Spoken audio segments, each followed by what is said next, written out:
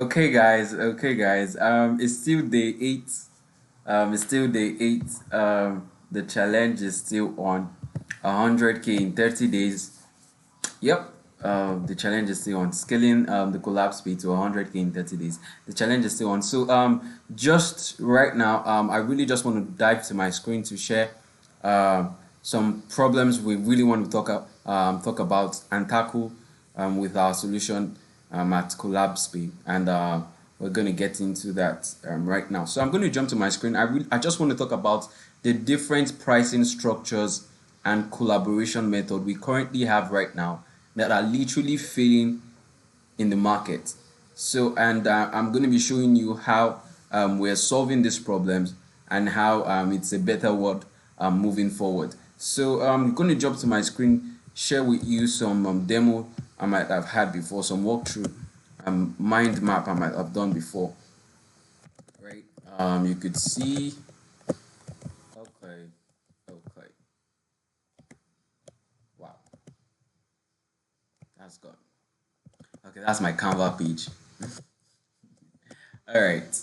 Yep. So these two presentations, these two screens, I'm going to be walking you through just right about now. So first, I want to discuss about the different payment sharing or collaboration methods we currently have in businesses right now, and why the real problem we saw and what CollabsPay is actually bringing up to the market. All right. So I'm coming. All right. So first I want to talk about the traditional payment routing, which is the traditional one we've usually had before the upcoming of other payments and collaboration method we now began to see in the market was traditionally affiliate marketing. So meaning traditionally, right? Somebody had a product they wanted to sell, which was one creator, one business had a product they wanted to sell, one business, right? And then collaborators came into the business. It could be high ticket sales closers. But when these collaborators came into the business, um, their control was just was under the pricing model. So I made a kind of gap here explaining something. Now you would see the way I highlighted most of this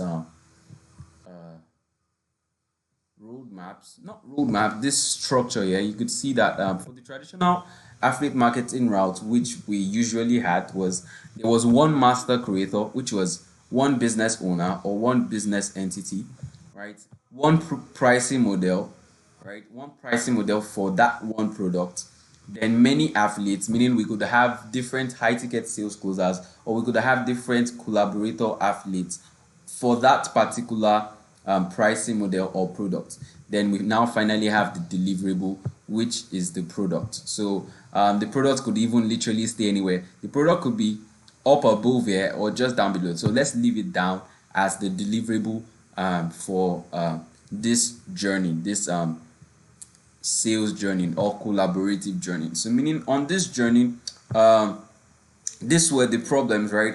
CollabsPay is bringing the solution where we could have collaborators on different on collaborators who could host products together and have similar shared rights and control over how pricing goes, over how revenue is generated for this product. So I'm going to talk about the highlights, the pros and cons for the traditional affiliate marketing route, which so many of us know about, right? There's one master creator, and the master creator retains rights over the products and pricing, meaning there was one master creator, and this master creator was in charge for everything about the products and everything about the pricing. So the next thing to note was affiliates were not going to be considered direct business owners, right? Affiliates and high ticket owners and high ticket experts or whoever was working with this business could not really be considered as their own independent business entities, right? Because of you're selling my product, I own the product. So you're just like a partner with me, collaborator, right? Let's just put it that way, right? Another one was the athletes literally had no rights over the commission structure and can only earn the usual agreed base pay or percent share, which the creator actually structures for them. So these were the highlights. Now, most people won't actually. Now, if your product out there doesn't incentivize people to actually work with you, right? You would see that that becomes a bottleneck. Now, imagine most people don't want to become an athlete for products that they don't get to enjoy good incentive, or products they don't get to enjoy some level of control with. So I'm going to share you the next payment method that became a boom, right? The next pricing uh, um, roadmap that became a boom somewhere around 2020 to this particular time, and literally made people some crazy ton of money. I mean, I'm talking about money, numbers, millions of dollars, right? Millions of dollars. But before we get there, right? So another thing to note about it was athletes were not usually well incentivized when access does not come with some level of control, actually. So meaning, if you're not getting a good pay, it's hard for people to want to work with you. If people are not getting well incentivized for your product, I mean, you charge you have a $200 product, and your athletes get maybe $50, and they don't even get to your product doesn't sell that way, like the effort and stuff like that. I mean, if that were me, I mean, probably people might probably have issues with that. But that was the roadblock for the traditional athlete marketing route. Except people felt like they were getting paid high tickets. Now that's why there was a clear difference between the high ticket closing and traditional athlete marketing, because traditional athlete marketing, where you're just driving traffic to one website, people might not want to just drop tens of thousands on a website without getting on a call with somebody. Maybe some others would, but this is just the problem that was there. So athletes were not able to determine how much income they could make per their efforts, right? So that was the first one. So now then came in some few years ago, we began to see small business owners pivot to this resale rights option, which actually made a crazy boom. This actually made a crazy boom in the market. The master resale rights. I know communities who have done tens of million dollars in sales, collective sales, right? Because of this one simple model, they've done millions of dollars, millions. Now, what was the selling point for this? What was the big selling point for the master resale rights pricing model? The big selling point for this was the fact that customers got actual resale right. They got control over the pricing. Right now, let's see. Now, let's see. If you see from the traditional affiliate marketing route, we had one master creator, one pricing model, many affiliates, meaning these affiliates were under this pricing model, right? The pricing model gave many affiliates, then all leading to one product. But you see, here was the crazy thing that happened with the master resale rights that made it a crazy blasting boom, right? Now, this was the master creator, the person who created the product. Right now, he gave shared rights and control for the product and pricing and everything. He handed it over to other creators, meaning he created a product so that they could now have many creators, many co-creators, I rather say. So one master creator, many creators having the same direct access as the traditional owner, right? Which placed them above the pricing model, meaning they could make their own prices, make their own landing pages, collect their own money, like collect their own inputs, right? This was what people wanted. They loved the fact that somebody just did all the work and gave them full access control to actually own the product for themselves. Now, we had many pricing model all leading down to one product. But now let's see the problem these people actually encountered, right? Now, like I said, I definitely told you, I said, I know communities who have done. I really wanted to show, but let's just go through this together. So I'd seen over $49 million in sales. Now, this was a school community that leveraged this resale right model, right? They sold a $500 product, right, and gave resale rights to every customer who actually bought the product. So it was a course on school, right, and they gave resale right to every customer who actually bought the product. Now, what was the problem here? Now, the creators, the master creators for this program, began to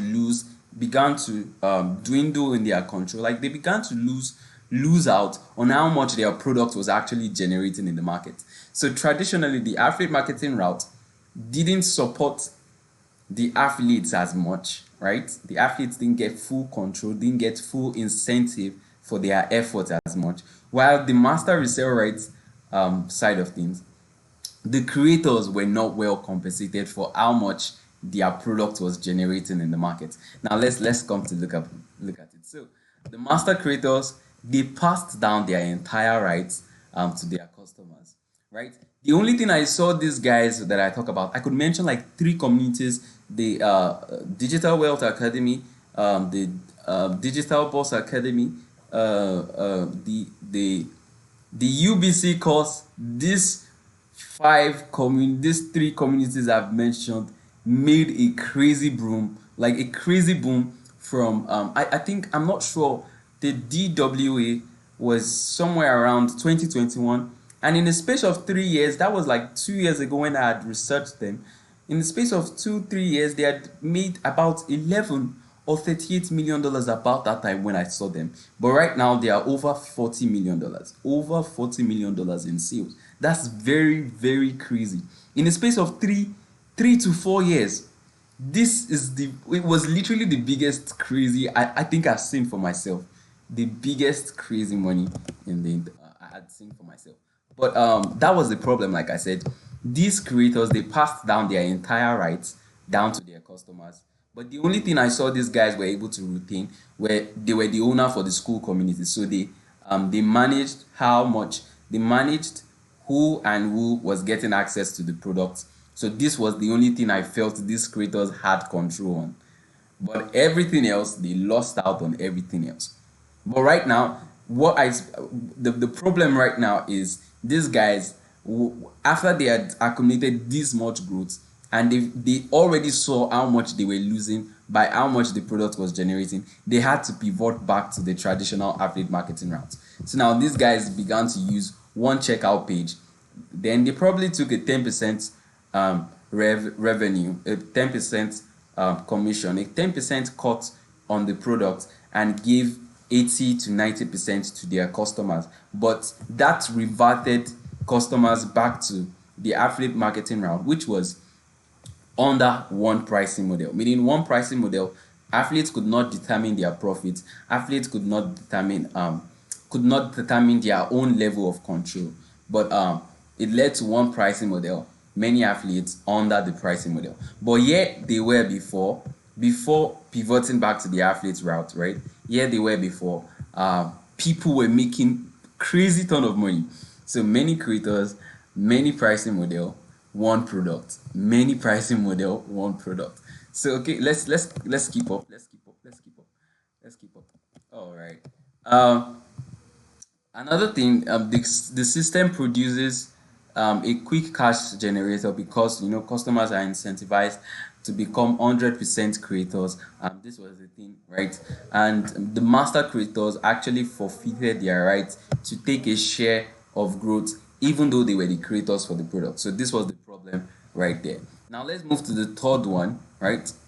The third one, the revenue sharing and profit splitting. Now, this was what we began to see when people got to a particular extent, right? Traditionally, we began to see this amongst small business owners, agency owners launching rev share deals. They take a base retainer and an upfront fee plus a revenue share. Some base retainers plus a revenue share. So people began to take this kind of structures and stuff like that. So here they are, one master creator, many brand collaborators or partners, right? Dynamic pricing, one product. So now this was the revenue sharing model. So there was one master creator, right? One or many brand collaborators, which were most likely the agency partners, right? This was the creator for the product. These collaborators and partners, they had specific inputs to this product. They had specific inputs to this they had specific inputs to how much the client actually made. Maybe they provided marketing services, they provided email marketing services, and decided to take a revenue share of how much their service had generated for them. Now, this master creator had overall control over the pricing. I should have put that on top, right? But the reason why these collaborators were up here was because of they shared the same revenue that actually came to the partners, that came to the creator. So they had some level of control because they were only making money when the creator makes money. So meaning they had a shared collaboration with the master creator. So this was how people began to make. But what was the problem here? What was the problem we saw here? Now, the problem we saw here was the master creators, right? And these were the highlights and the pros and cons. The master creator can share agreed rights and partnership with brands and collaborators, right? Collaborators are more incentivized to stand as their independent self, business owners, right, without being controlled by a pricing model, right? There was a transparency becomes a very important factor with profit sharing.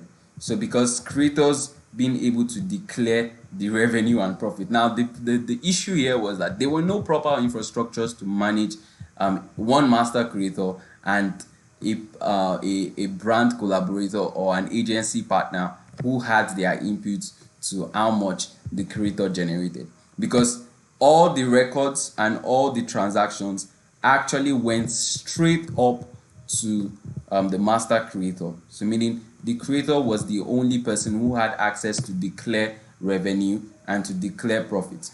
These collaborators, while they were in the gap for the product and the pricing, they were in the gap to share revenue with their creators. There was no transparency to how much they had actually generated. So that brought a kind of conflict issue. Now, the problems we began to see, there were no automated payout split between these creators. Dynamic pricing became a problem for calculation.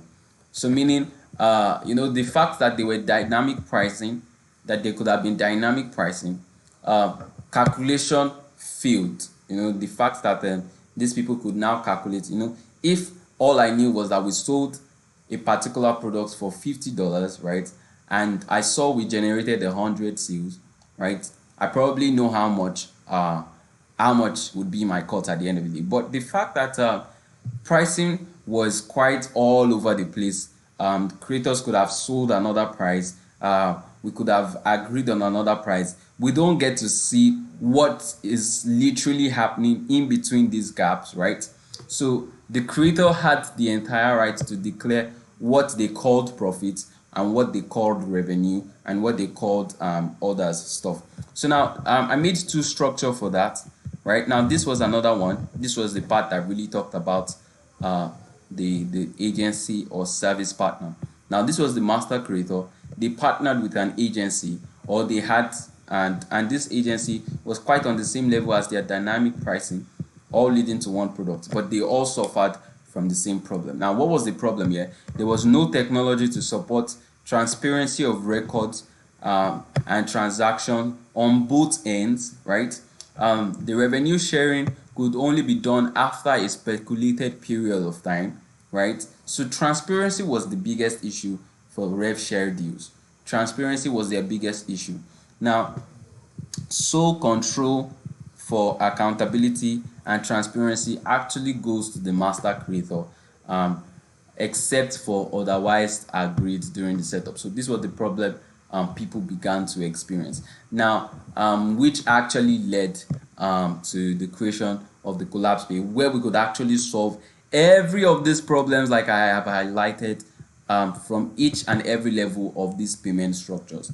Meaning with traditional affiliate marketing route where athletes felt like they were losing control. They didn't like it. They didn't like the fact that they only got a 30% rev share on a fixed pricing. Now, if I could determine my price, I could determine how much I get on a still 30% cut. That would have been nice. Meaning, um, if we could sell at $300,000, and if I was able to make the control to sell at $300,000, so I still keep a 30%, but now of a determined value that I want, that would have sounded like more control for me. But you see, these people were stuck under the pricing model. They couldn't tell how much they felt the value the product should be sold for, right? All they just needed to do was to sell as affiliates, right? On the master resale rights, the creators were actually losing out. They gave out the entirety of their rights to other creators, and they began to lose rev share. They began to lose earning opportunities on how much their product was generating in the market.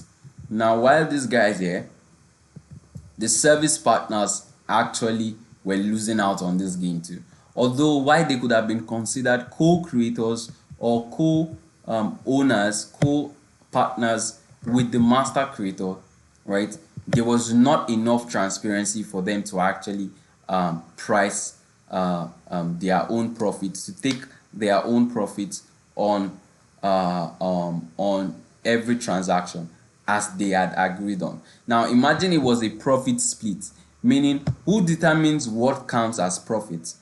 Only the master creators. Meaning if the master creator decided that we spent this and we spent that on so and so, and these are our profit, this is the only profit, the agency partners are left to only agree with whatever the master creators declare as their profit.